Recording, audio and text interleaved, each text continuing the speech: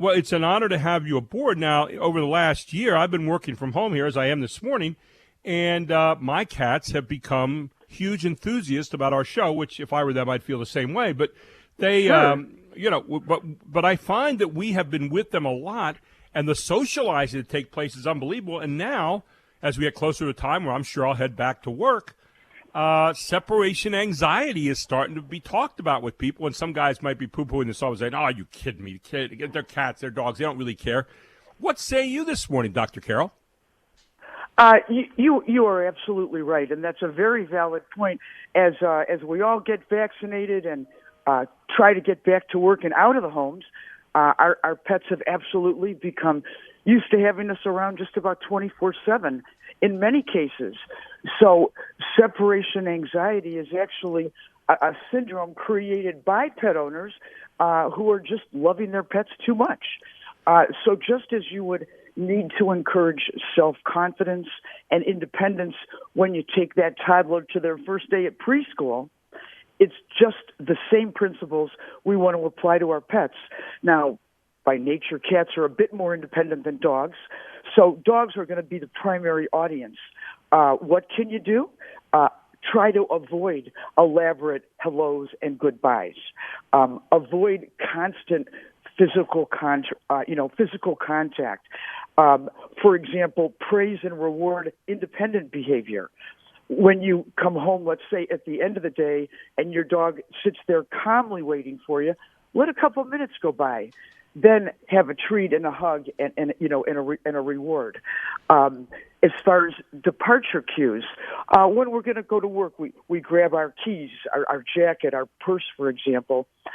Try desensitizing your dog to those clues by playing with your car keys or picking up your jacket or your purse, for example, at times other than those when you plan to leave the home. Interesting. We just went on vacation the other week. Our cats do know what bags are, and they know why we get them out.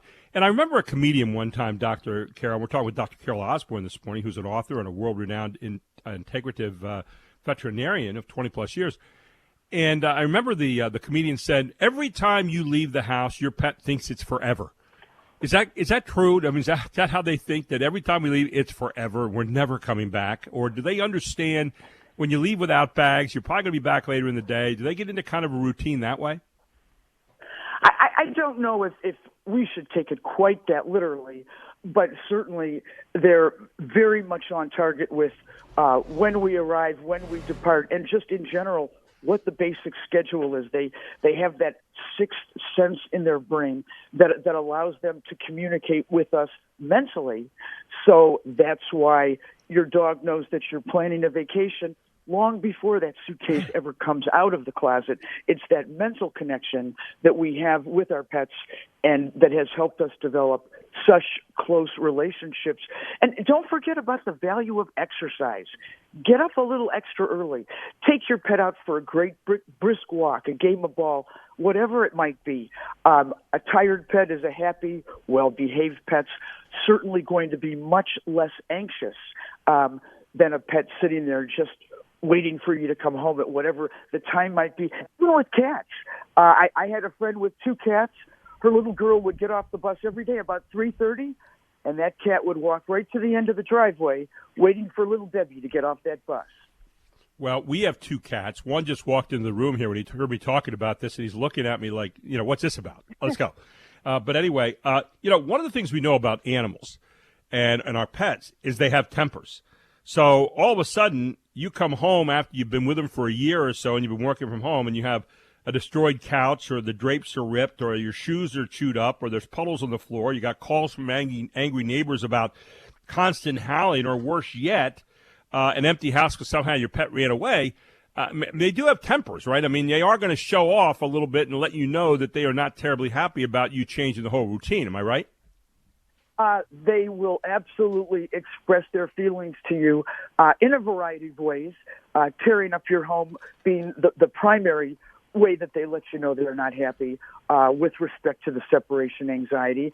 And if you try all these things, remember, there are some anti-anxiety medications, natural over the counter and available through your veterinarian, essential oil combinations specifically, developed for the dog and or the cat, consisting of chamomile and blue cypress is a little mix that we use here in our veterinary clinic that you just put a couple of drops topically right on the back, no adverse effect of any kind.